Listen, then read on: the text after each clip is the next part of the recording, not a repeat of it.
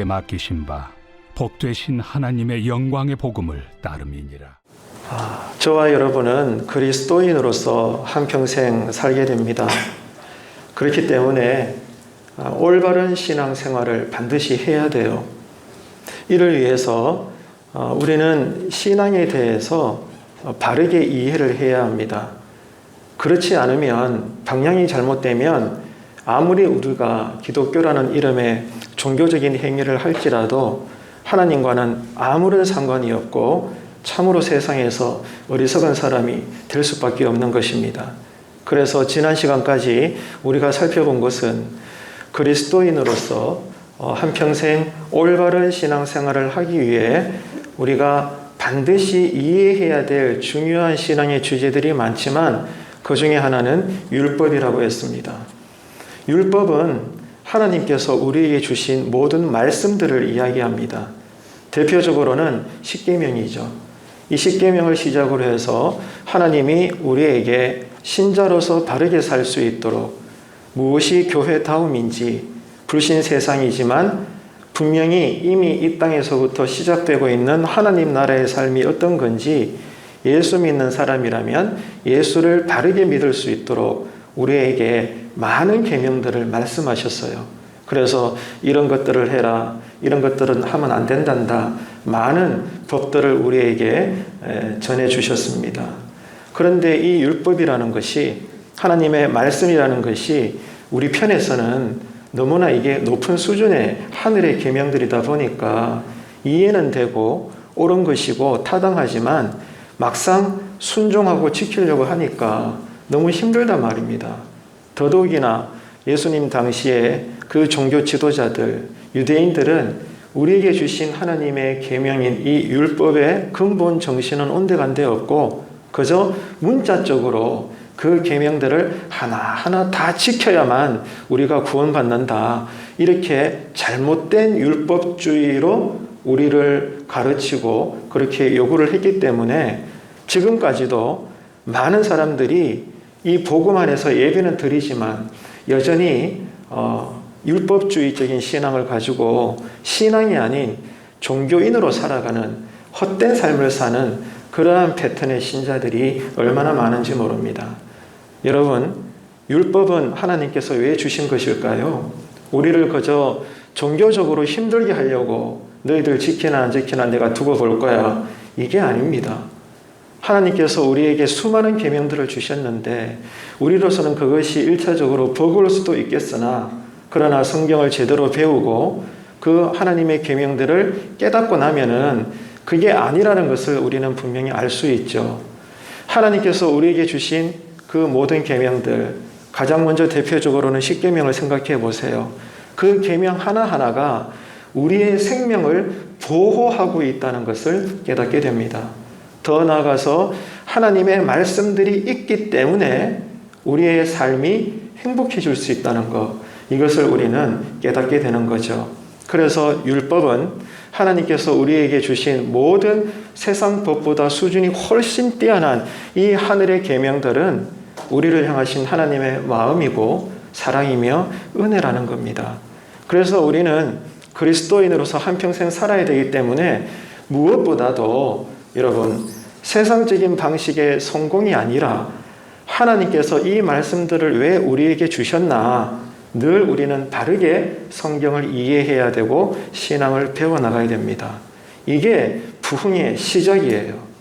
아직도 많은 사람들은 그저 빈자리가 채워지고 교회 예산이 늘어나고 지금보다 더 나은 건물을 화려하게 짓게 되면 그걸 가지고 여러분 부흥이라고 말합니다. 똑똑히 성경을 읽어보세요. 주님은 그렇게 말씀하신 적이 없습니다. 제자들이 유대인으로서 그렇게 민족의 자랑이었던 그 화려한 예루살렘 성전을 가리켜서 주님 보세요, 저 성전이 얼마나 보기가 좋습니까? 주님이 뭐라고 말씀하셨죠? 너희들 그렇게 생각하니 어쩌냐, 저 성전이 다 무너질 거야. 무너지는 것도 얼마나 심각한지 돌 위에 돌 하나 남지 않고 완전히 부수어질 거야. 이렇게 충격적인 말씀을 하셨어요. 무엇이 교회 성장일까요? 무엇이 여러분께서 그렇게 바라시는 교회의 부흥일까요? 첫 번째는 하나님의 말씀을 제대로 깨닫는 것입니다. 그러므로 말미암아 그 말씀대로 우리가 사는 것입니다. 이것이 부흥이에요. 이것을 우리가 반드시 기억하시고 여러분 모든 공동체 예배마다 어떤 교회의 일들이든지 간에 무엇보다 하나님께서 우리에게 주신 이 말씀들을 제대로 배우고 가르치고 공유하고 깨달아 그 말씀대로 순종하며 살 수 있는 그런 교회가 되기를 주님의 이름으로 축복합니다. 율법은 하나님께서 우리에게 주신 마음이에요. 그 마음으로 여러분 예배를 드리시고 말씀을 배우셔야 하는 겁니다. 그리고 말씀을 드린 대로 율법의 가장 중요한 본질적인 기능이 뭐라고 했죠? 이 율법이요, 우리를 예수 그리스도를 바라보게 하는 거예요. 율법이 우리로 주님을 의지하게 하는 거예요. 율법이 우리에게 밀려오는 순간 우리는 주님을 바라보고 주님 살려주세요. 주님이 아니면 나는 살 수 없어요. 이렇게 우리를 인도하는 것이라는 겁니다. 이 사실을 우리가 계속 묵상을 하고 있죠. 그런 의미에서 이런 올바른 복음적인 신앙과 달리 잘못된 신앙은 뭐라고 했습니까? 우리가 많은 것을 이야기할 수 있지만 첫 번째는 철학적 신앙이라고 했어요. 이 철학적 신앙이라는 단어에 여러분 매이지 마세요. 개념이 중요합니다. 철학적 신앙이란 게 어떤 거라고 했습니까? 내가 스스로 진리를 알고 그것을 깨닫고 이해하는 것이라 했습니다. 그러니까 하나님 중심이 아니고 내가 하나님을 찾으려고 하고 내 스스로 가지고 있는 지혜로 신앙의 진리를 한번 이해해 보려고 발부둥치고 그것을 자랑으로 여기는 것. 이런 것이 철학적 신앙으로서 상당히 잘못되어진 신앙이라는 거예요. 지금도 우리 안에 교회마다 보면 이런 동기를 가지고 신앙생활하는 사람들이 있습니다. 그런 방향성으로 누구보다 교회 일에 열심히 하는 사람들이 있다고요. 내가 한번 해보겠다는 거죠. 내가 한번 열심히 성경 공부해보겠다. 내가 예배 한번 잘 드려보겠다. 봐라, 올해는 새해가 됐는데 내가 주님을 제대로 한번 만나볼 거야. 한번 봐라, 어떻게 되나. 이런 겁니다. 맞는 것 같은데 성경을 제대로 우리가 꿰뚫어 보게 되면 이것은 잘못된 신앙이라는 거예요. 이것을 우리가 오해하면 안 됩니다. 이를 가리켜서 철학적 신앙이다. 그렇게 이야기하는 겁니다. 내가 스스로 깨닫는 거예요. 그게 아니라는 거죠. 그리고 두 번째 잘못된 신앙의 패턴은 율법적 신앙이라고 했어요. 이것은 어떤 개념이죠? 어떻게 해서라도 내가 이 성경 말씀대로 순종해 버리라. 그래서 나름대로 몇 가지 계명을 순종을 잘하면 내 마음에 위로가 되는 거예요. 아, 하나님이 나를 이뻐해 주시겠지. 그래서 내가 드리는 예배를 하나님께서 받아주시겠지. 이런 마음이에요. 그런데 의도했던 의도하지 않았던 이 여러 가지 다른 하나님의 계명의 말씀들을 지키지 못하게 되면 그 순간 내 마음속에 정죄감이 막 일어나게 됩니다. 그래서 아이고 어쩌나 하나님이 나에게 벌 내리실 거야. 내가 이 계명을 못 지켰는데 이런 내가 예배 드린다고 해서 하나님이 내 예배 받으실까? 기도 드린다고 해서 내 기도에 응답하실까? 이게 바로 여러분 율법적 신앙입니다. 언뜻 들어봤을 때는 참 아름다운 신앙 고백인 것 같죠. 그런데 이것도 똑같아요. 내가 중심이에요. 내가 어떻게 한번 해버리라. 내가 어떻게 해서든지 열심히 신앙을 해가지고 하나님께 기쁨을 드려서 그래서 하나님께 내가 복을 받으리라. 이렇게 여러분 작정하고 새해가 되어 결단하고 나름대로 신앙을 살아보려는 그런 사람들이 주변에도 많다 이겁니다. 어쩌면 이런 철학적 신앙과 율법적 신앙의 패턴에 지금 여러분 놓여 있는 분들도 있을 수 있어요. 그러나 그것은 절대로 성경적인 신앙이 아니다. 이것을 우리가 이해를 해야 합니다. 여러분 그렇기 때문에 올바른 신앙은 무엇인가 하면은 내가 아니라 하나님께서 나에게 진리를 알게 하시고 하나님이 나에게 그 진리를 깨닫게 하시고 그 진리가 이해되게 해주시는 거예요. 방향이 다르죠. 철학적 신앙이든 율법적 신앙이든 출발은 내가 하나님께 나아가는 것이었는데 그러나 성경을 제대로 이해하게 되고 배우게 되면 그게 아니고 반대예요. 하나님이 나에게 오시는 거예요. 이게 신앙입니다. 하나님이 나에게 깨닫게 해주시고 알게 해주시고 이해해 주시는 거예요. 그리고 하나님이 나에게 감동을 주시고 믿음의 열정을 주시기 때문에 아파도 피곤해도 멀리 있어도 내가 섬기는 교회에서 충성할 수 있고 모든 일들에 헌신할 수 있게 되는 겁니다. 그러니까 동기가 나한테 있는 것이 아니라 하나님께 있는 거예요. 하나님으로부터 시작되어져서 내가 하나님께 쓰임받는 겁니다. 이것이 여러분 올바른 신앙이라는 거예요. 그래서 올바른 신앙이라는 것은 다른 거 없습니다. 하나님의 원리를 이해하는 거예요. 그것은 은혜입니다. 나는 자격이 없습니다. 오늘 이렇게 우리가 예배를 잘 드려도 사실 우리는 하나님께 예배 드릴 자격이 없습니다, 여러분. 저도 집안에 강아지를 키우지만 얼마나 이쁜지 몰라요. 얼마나 여러분 좋은지 몰라요. 그렇다고 해서 그 강아지가 내 족보에 올라올 수 있는 세 번째 딸이 될 수는 없어요. 신분이 다르거든요. 존재가 달라요. 아무리 이뻐도 개는 개예요. 고양이는 고양이입니다. 이것을 여러분들 이해하시죠? 무슨 말입니까? 내가 아무리 하나님을 사랑할란다, 예배 한번 잘 들어볼란다, 원래는 두고 봐라, 내가 성경대로 내가 다 지켜내리라, 좋아요. 그런데 이런 신앙 고백은 하나님과 아무런 상관이 없다니까요. 하나님이 우리로 자녀를 삼아 주셔야 되고 하나님이 우리로 행할 수 있도록 지혜와 깨달음과 믿음을 주셔야 비로소 우리가 하나님 뜻대로 신앙생활을 할 수 있는 것입니다. 이걸 가리켜서 은혜라고 말하는 거예요. 하나님의 사랑이고 마음인 것입니다. 그러니까 하나님이라는 존재적 이유가 없으면 우리는 예배 드릴 필요도 없고 예배 드릴 수도 없고 이 예배가 하늘에 상달될 수도 없는 거예요. 하나님이 내 인생의 삶의 이유인 줄로 믿으시기를 바랍니다. 그래서 예수님의 십자가가 없었다면, 예수님의 피 흘려 죽으심의 사건이 없었다면 우리는 절대로 1억 만 번의 예배를 드려도 이 예배는 하나님과 상관이 없습니다. 누구든지 간에 2000년 전에 갈보리 언덕에서 한 청년이, 예수라는 사람이 십자가에 달려 죽었는데 그 사건이 알고 봤더니 나를 위하여 죽으신 사건임을 마음으로 믿어. 그 말은 하나님이 믿게 해주시는 거예요. 그래서 입으로 고백하고 그것도 성령님이 시인하게 해주시는 거예요. 그러므로 말미암아 이제 그 사건을 믿음으로 사는 자는 하나님께서 비로소 그 사람을 구원받은 하나님의 자녀로 삼아주시는 겁니다. 나한테 있는 것이 아니에요. 이것을 가리켜서 은혜라고 말합니다.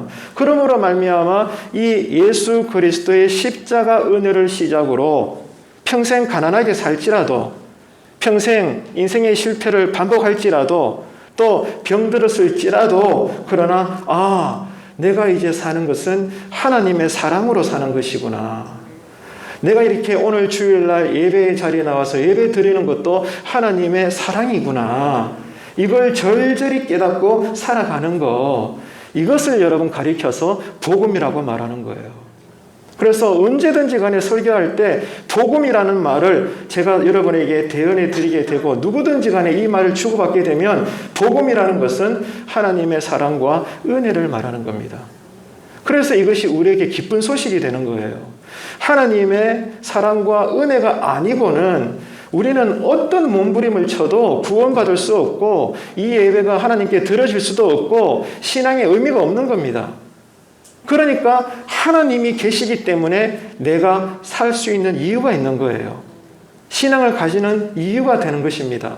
그러니까 기쁜 소식인 거죠. 하나님만 생각하면 기쁜 겁니다. 그 주님만 바라보면 소망이 생기는 겁니다. 이것이 여러분 올바른 신앙으로서의 복음이라는 거죠. 지난 시간까지 이것을 우리가 계속해서 다루었죠.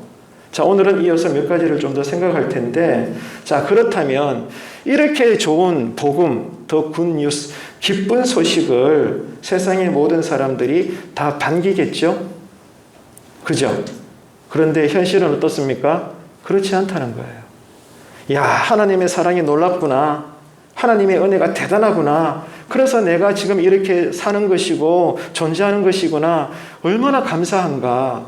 이것을 깨닫고 나면 세상의 모든 사람들이 이것을 이해하는 족족 이 복음의 기쁜 소식을 반겨야 되지 않을까요? 상식적으로? 그런데 아니라는 거죠. 그러면 우리는 생각해 봐야 됩니다. 왜 많은 사람들이 이 좋은 복음을 지금도 거부하고 있는 걸까? 이것을 우리가 분별할 수 있어야 되죠. 이렇게 좋은 복음인데 왜 여전히 누군가는 이 복음을 전도하려고 하면 여전히 거부하고 안 받아들인단 말입니다. 이유가 뭘까요? 이 복음이라는 것이 인간의 선함과 우리 스스로 뭔가를 이루어서 자랑받을 수 있는 인간의 영광, 인간으로서의 모든 이 자기 극대화를 철저하게 거부하기 때문에 그래요. 예수 그리스도의 은혜와 하나님의 사랑은 우리가 가지고 있는 스스로의 가치를 부정합니다. 그러니까 우리의 본성은 나를 부정하고 나를 아니라고 말하는 그 복음에 대해서 싫다라고 말하는 거예요. 이게 여러분 성경의 가르침입니다. 우리의 본성은 다 똑같잖아요. 본성이 뭐죠? 나를 드러내기를 원해요. 내가 중심되기를 원합니다.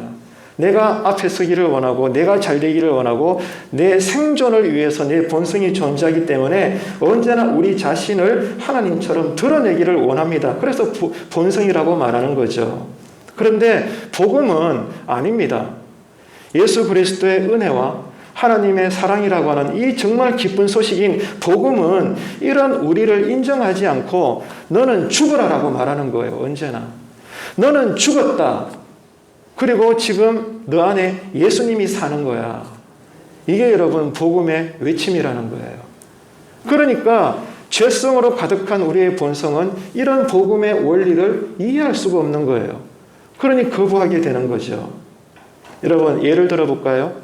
창세기 11장이라 그러면은 어떤 사건이 떠오르십니까? 바벨탑 사건이죠. 바벨탑 사건이 뭐예요?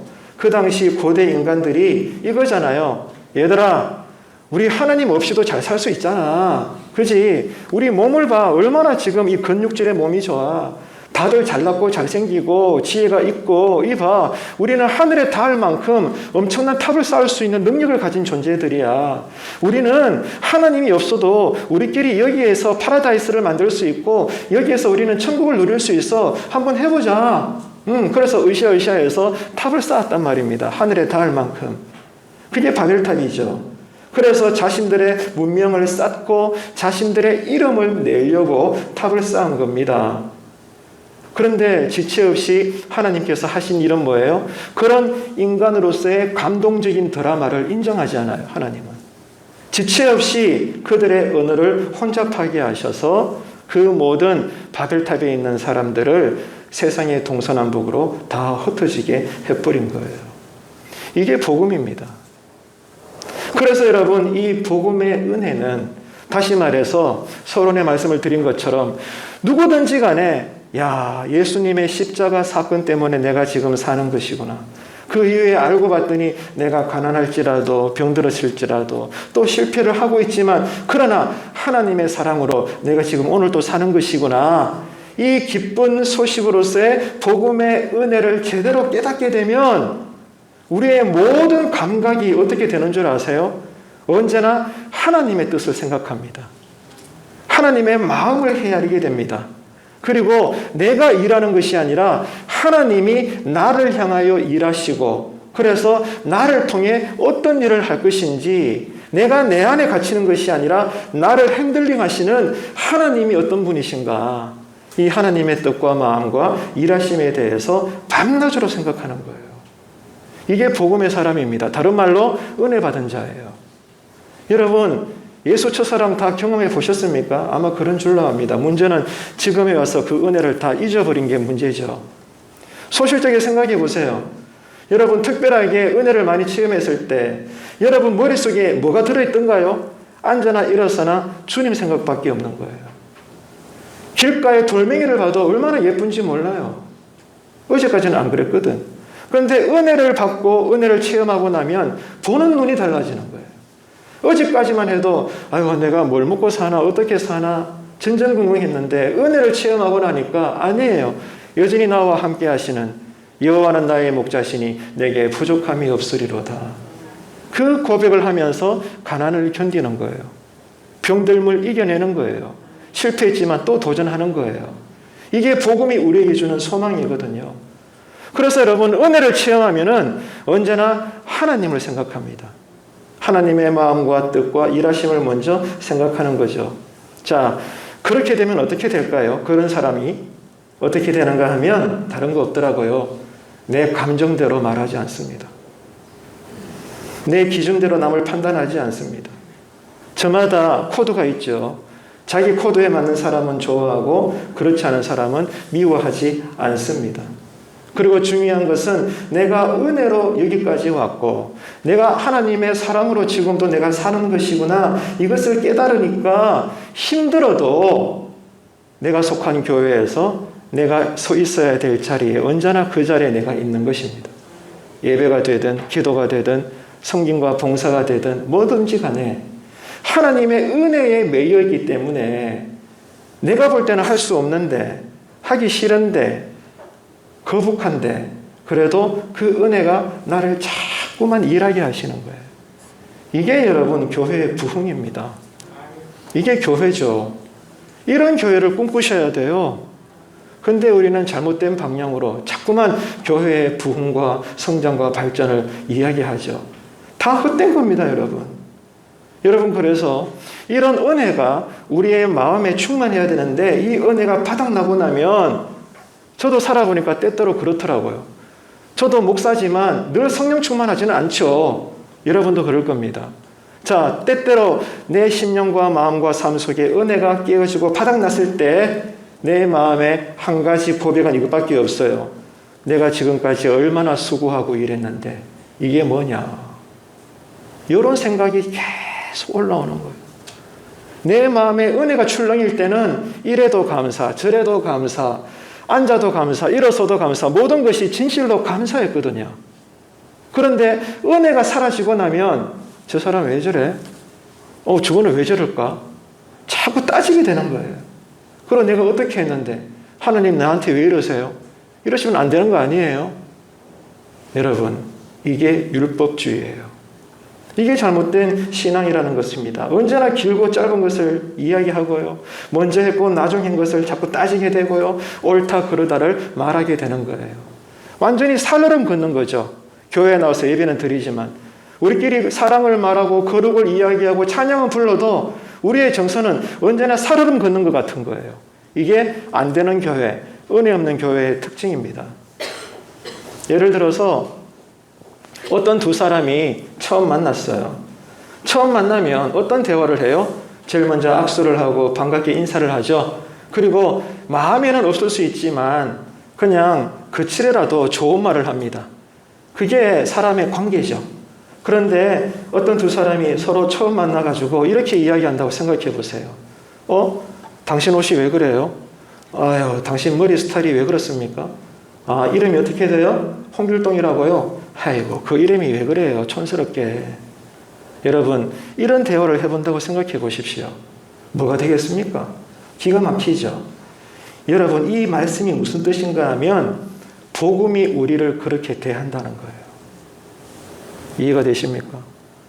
그 기쁜 소식이 복음이 우리에게 이렇게 대하고 있어요. 뭐 하라는 이야기하는 거죠? 내가 어떤 신앙적인 종교적인 몸부림을 치고 선하게 살아보려고 하고 새해가 됐는데 봐라, 내 이제 새로워질 거야. 정말로 여러분, 누가 들어도 기특할 만한 그러한 모양새를 갖추었다 해도 제대로 된 복음은 여전히 우리에게 뭐라고 인사를 하는가 하면 아니야, 너는 반드시 죽을 죄인이야.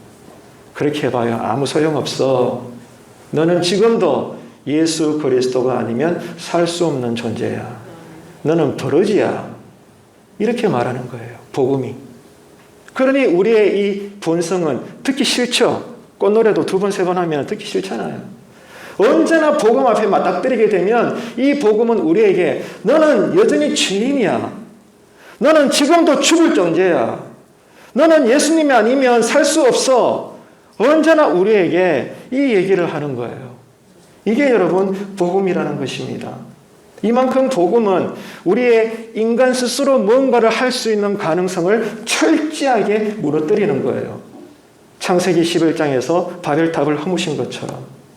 그러니 세상 사람들이 어떻게 이 복음을 기뻐할 수 있으며 이해할 수 있으며 받아들일 수가 있겠습니까? 여러분 다시 강조합니다. 복음은요, 우리에게 분명한 현실을 깨닫게 해요. 그 현실이 뭘까요?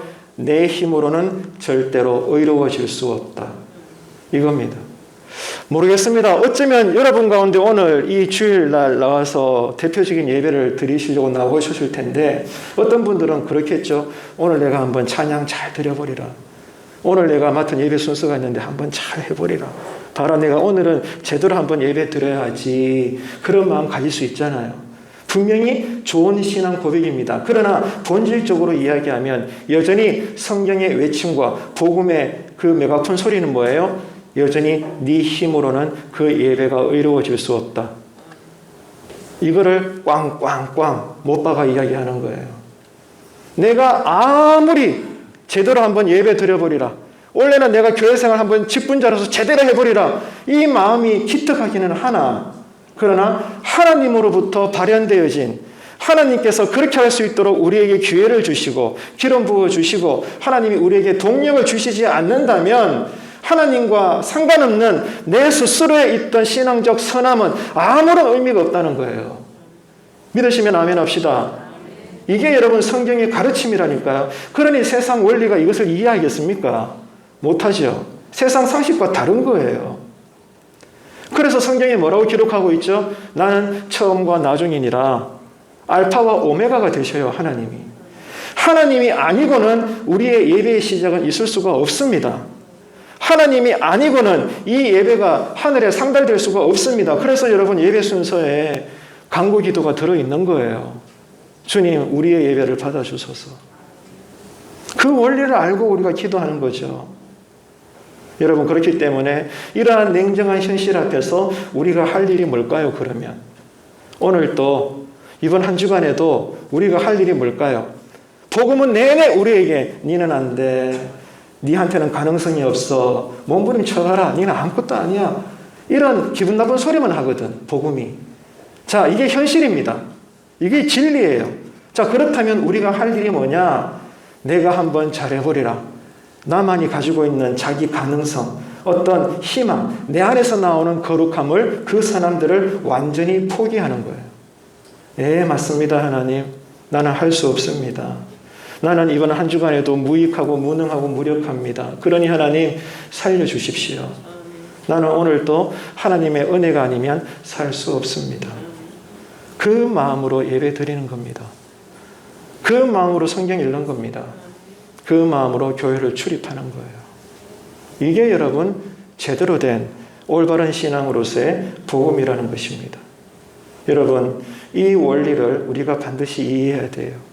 그래서 하나님은 왜 이토록 인간이 그래도 내어볼 수 있는 이 영광을 이토록이나 거부하는 것일까?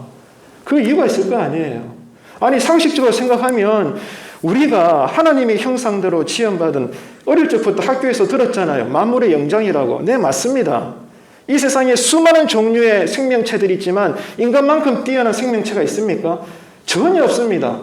정말로 인간은 만물의 영장이 맞습니다. 그래서 하나님께서 그렇게 창조하셨으니 우리 나름대로 뭔가를 바벨탑을 쌓을 수 있어요, 분명히. 얼마나 놀랍습니까? 자, 그럼에도 불구하고 하나님은 지금도 여전히 인간의 영광을 철저하게 거부하고 계셔요. 그 이유가 뭘까요? 인간의 영광이 깨뜨려지지 않으면 진짜 참된 영광이 없기 때문에 그래요. 바로 이 이유입니다. 인간의 영광이 깨어져야 그동안 보이지 않았던 하나님의 영광이 보이는 거예요. 영광은 영광인데 인간의 영광이냐 하나님의 영광이냐 그 차이예요. 똑같은 신앙을 해도 누군가는 인간의 영광으로 흘러갈 수 있고 누구는 하나님의 영광에 다다를 수가 있는 거죠. 그래서 오늘 우리가 읽은 한 구절 말씀 본문 다시 한번 보도록 합시다. 11절 함께 읽습니다. 이 교훈은 내게 맡기신 바 복되신 하나님의 영광의 복음을 따름이니라. 아멘. 자, 분명히 나오죠. 따라할까요? 복되신 하나님의 영광. 이게 복음의 목적이라는 거예요. 우리 스스로 무언가 해드리는 그러한 인간으로부터 시작되어진 영광이 아니라 언제나 하늘에서 내려오는 그 영광. 이 하나님의 영광, 이게 복되다 이겁니다. 그래서 복되신 하나님의 영광이라고 말하고 있는 거예요. 다시 말해서 하나님으로부터 발현되어진 영광이 우리를 복되게 하실 수 있다 이 말입니다. 이것을 지금 디모데전서가 강하게 말하고 있는 거죠. 그래서 여러분, 오늘은 여기까지만 할 텐데 중요한 것은 지난주와 맥락이 똑같아요. 워낙 이게 한 구절 말씀이라도 다루어야 될 내용들이 바다보다도 넓어요. 그래서 다 그럴 수는 없지만 조금씩이라도 여러분에게 제가 나눠드리고 싶은 마음이 있는 거예요. 이번 한 주간 여러분 어떻게 사실래요? 그래, 내가 목사님 말씀대로 내가 성경 한번 올해는 제대로 읽어볼 거야. 그리고 교회생활 잘해볼 거야. 그리고 신앙생활 열심히 할 거야. 좋습니다. 그러셔야 합니다. 그러나 그것이 바른 신앙 고백이 되려면 뭐예요? 하나님 은혜 주십시오. 하나님의 은혜가 아니면 나는 성경을 읽을 수도 없고, 하나님의 은혜가 아니면 이 말씀이 깨달아질 수도 없고, 하나님 은혜가 아니면 예배를 드린다 하나 바른 예배가 뭔지도 모르겠고, 하나님 나에게 지혜 주시고 믿음 주시고 은혜 주시고 이번 한 주간에도 하나님께서 나에게 호흡이 되어 주옵소서. 아멘이십니까? 하나님을 찾으라고요, 여러분. 우리 안에서 뭔가 의미를 끄집어내려고 하지 마시고, 나는 여전히 무능하다, 무익하다, 무력하다. 그래서 나는 지금도 여전히 하나님의 은혜와 사랑이 필요하다. 언제나 주의 옷자락을 붙잡을 수 있는, 그래서 주님의 가르침대로 애통하는 자는 복이 있나니 저희가 위로를 받을 것이며 애통하는 자가 되시기를 축복합니다. 그러셔야 돼요. 틈틈이 둘째 딸 지영이가 아직 어리잖아요. 손아귀에 힘이 없어서 지가 좋아하는 콜라나 사이다 PT병을 사와가지고 따서 마시려고 하는데 이게 잘 안 따지거든. 그러면 지가 하는 일이 뭔지 알아요? 고민하지 않아요. 제 스스로 옵니다. 아빠, 그래. 툭 따가지고 아빠가 먼저 마시려고 그러면 내가 먼저 마실 거야. 이런단 말입니다. 그거예요. 이게 여러분 신앙입니다. 내가 하려고 하지 마십시오. 하나님 앞에 나아가 내가 지금 풀어야 될 문제들을 쏟아내시길 바랍니다. 여러분이 들고 있는 이 문제 덩어리의 PT병을 하나님께 드리세요. 그 뚜껑은 하나님께서 따주실 줄로 믿습니다. 그래서 여러분, 올바른 기독교 신앙은 언제나 은혜로부터 시작되는 거예요. 그래서 여러분, 신앙은요, 은혜를 체험해야 돼요. 직분으로 일하는 게 아닙니다. 내가 30년, 40년 교회 생활을 했다고 내가 예수 믿는 집안의 몇 대 손이라고 이게 여러분 교회 일꾼 되는 기준이 아닙니다, 여러분. 단 하루를 믿더라도 은혜를 받은 자가 신앙을 사는 거예요. 이 은혜로 여러분 올 한 해 교회의 기초가 잘 세워질 수 있는 재단 되시기를 주님의 이름으로 축원합니다. 나의 힘이 되신 여호와여, 내가 주님을 사랑합니다. 주는 나의 반석이시며 나의 요새시라. 주는 나를 건져셔요. 주는 나를 건지시는 나의 주, 나의 하나님, 나의 피할 바위시요 나의 방 되시라. 불러보세요. 나의 하나님, 나의 하나님. 그는 누구십니까? 구원의 뿌리시요 나의 산성이라. 나의 힘이 되신 여호와, 내가 주님을 사랑합니다. 내가 주님을 사랑합니다. 주는 나의 반석이시며 나의 요새시라. 주는 나를 건지시는 나의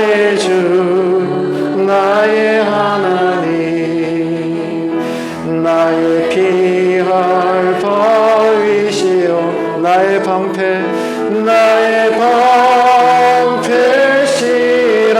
아멘. 나의 하나님 나의 하나님 구원의 뿌리시오 나의 산성이라. 나의 하나님 나의 하나님 나의 하나님 그는 나의 여호와 나의 구세주. 나의 생명 되셔요. 나의 생명이신 여호와 내가 주님을 찬양합니다. 나의 사랑 주는 나의 사랑이시며 나의 의지. 나를 이끄시옵소서. 주는 나를 이끄시고 주의 길 인도하시며 여호와는 나의 목자시니라. 나의 생의 목자 되시니 내가 따를 것입니다. 내가 따르리라. 하나님 나의 하나님 나의 하나님 생명의 면류관으로 내게 씌우소서. 나의 하나님 나의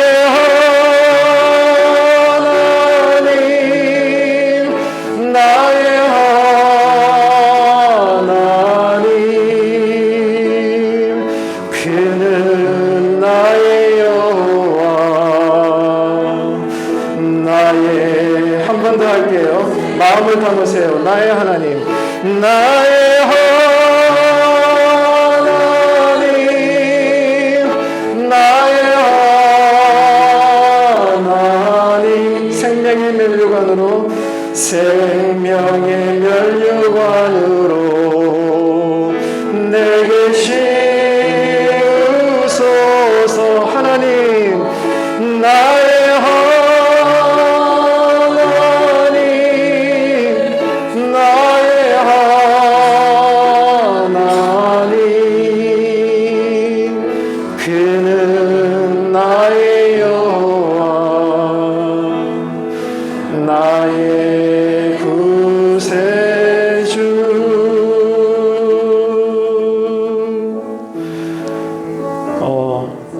우리에게 믿음이 있습니다. 그 믿음은 은혜의 주님을 바라보게 합니다. 이번 한 주간에도 우리는 가정을 바라봐야 되고 일터를 바라봐야 되고 내 손에 지금 들려 있어야 될 것들을 바라봐야 됩니다. 그래야만 먹고 살 수 있으니까요. 그러나 주님은 말씀하셨죠. 사람이 떡으로만 살 것이 아니요 하나님의 말씀으로 살 것이다. 이렇게 말씀하셨어요. 하나님이 말씀하시면 없는 것도 생깁니다. 하나님이 말씀하시면 죽은 자도 살아납니다. 하나님이 말씀하시면 나를 새롭게 빚으십니다. 하나님이 말씀하시면 길가의 돌멩이도 장대한 거대한 예배자의 군단을 만들어낼 수 있습니다. 하나님이 말씀하시면 지금도 12영이 더 되는 천군 천사를 이끌어 오실 수가 있습니다. 하나님이 말씀하시면 예배의 문은 열립니다. 하나님이 말씀하시면 우리는 영의 세계를 볼 수가 있습니다. 여러분, 그렇기 때문에 이번 한 주간에도 우리가 늘 신경 써야 될 것은 주님, 내가 은혜 받기 원합니다. 하나님, 나를 만나 주십시오. 하나님, 나에게 들어와 주십시오. 고백합시다. 나의 하나님, 나의 하나님, 생명의 면류관으로 이번 한 주간에도 내게 씌우소서. 불러보세요. 그 이름, 나의 하나님,